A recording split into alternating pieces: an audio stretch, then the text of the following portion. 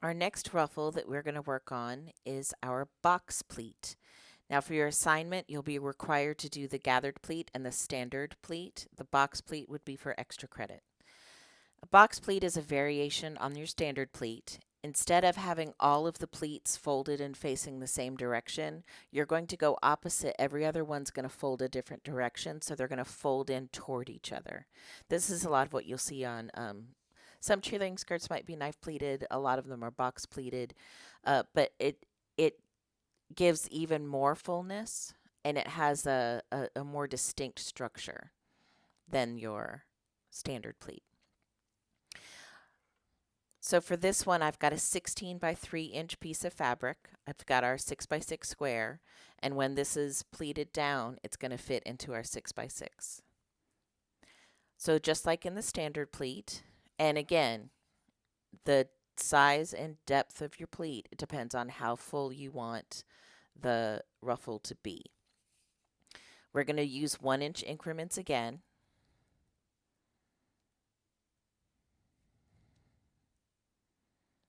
So starting at that edge, we'll mark a 1-inch, 2, 3, 4, 5, 6, 7. You don't really have to count, but sometimes I like to count things. You do want to try to keep your lines nice and straight and perpendicular because you're using them to match each other. So the straighter and cleaner you can get those lines, usually the better your work is going to be.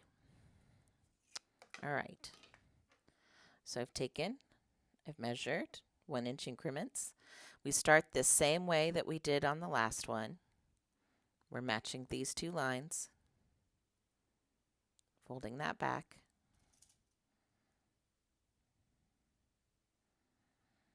Now this next line, instead of going ahead to the next one, we're going to bring that back to that one. Right? So same process, we're just changing direction every other one.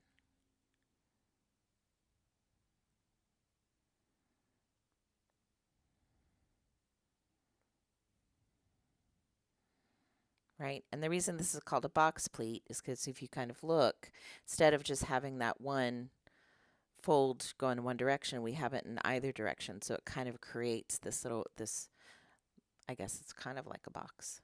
So we've got two sides to look at instead of one. All right, so now this one. So now we're going the opposite. So the only difference between the box pleat and the standard pleat is folded the same direction every time. Box pleat, you're alternating which direction you fold.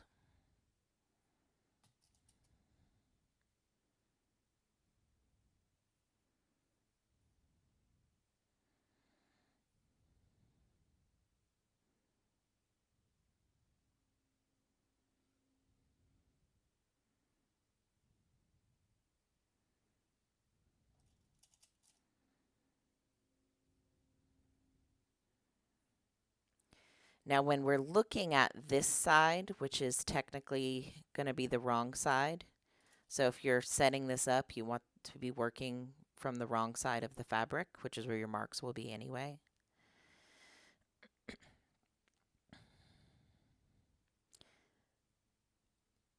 Actually, no, it's not, because some people call this an inverted box pleat because we're looking at this side here, but it's really creating the same pattern on both sides. And you'll see that better once it's been stitched together. All right, there's two.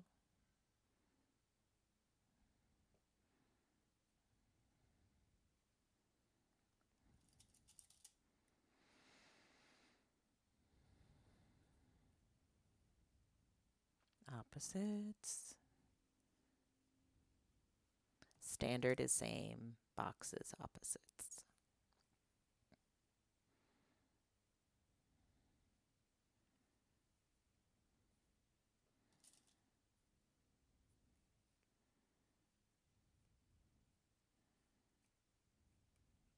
And last one.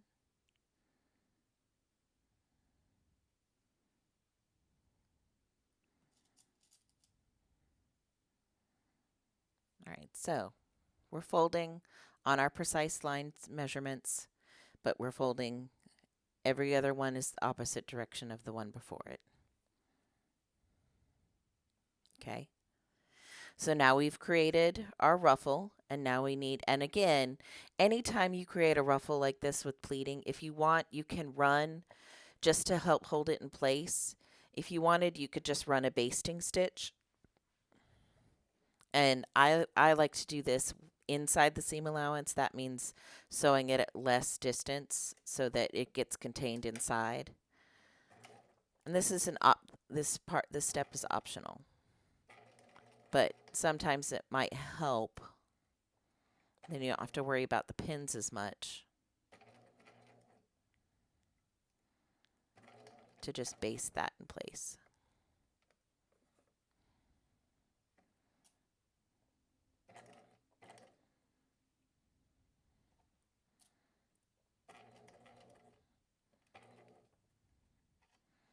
See, there's so many pins with this one. It gets a little trickier.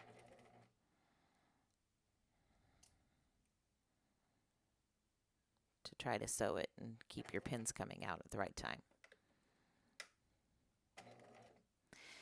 Now the key to having a good, pretty, clean, successful box pleat is having the folds match up as perfectly as possible.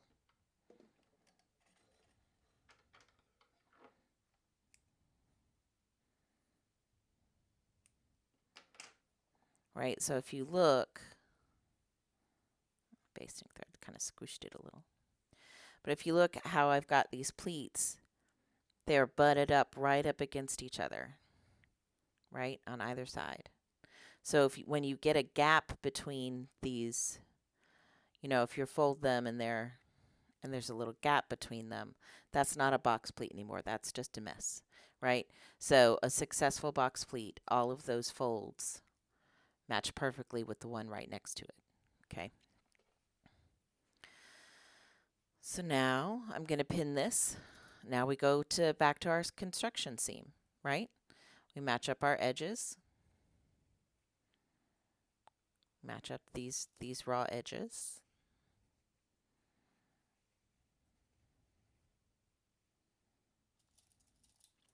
And you need just as many pins as you need to make this secure and feel comfortable sewing.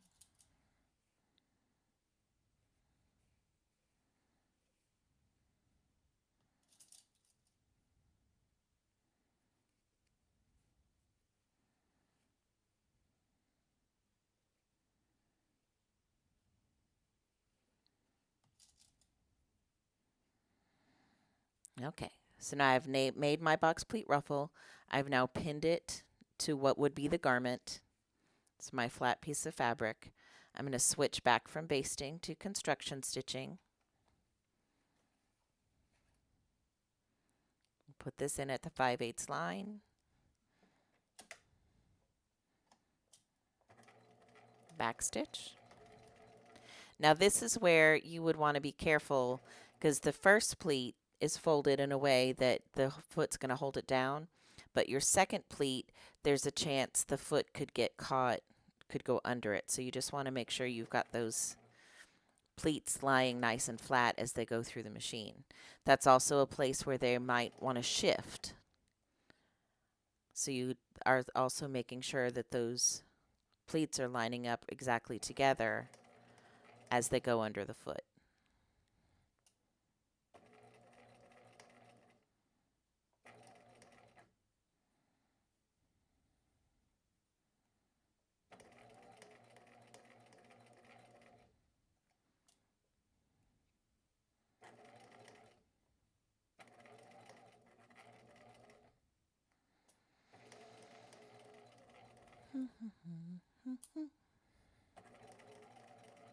And here we go to the end. Back stitch. Ooh. You don't want to let go of that. All right, complete your stitch. Pull away. Sew and clip. Since I sewed my basting line within the seam allowance, it's not going to show on the outside of the garment, so I won't necessarily need to take that out. But if I had sewn it so that it was past the seam allowance, it would show up here, and we would definitely need to take it out. So we've sewn, we've clipped. Let's run my basting thread. We'll clip again, so we don't have any tail threads. And now we're going to press.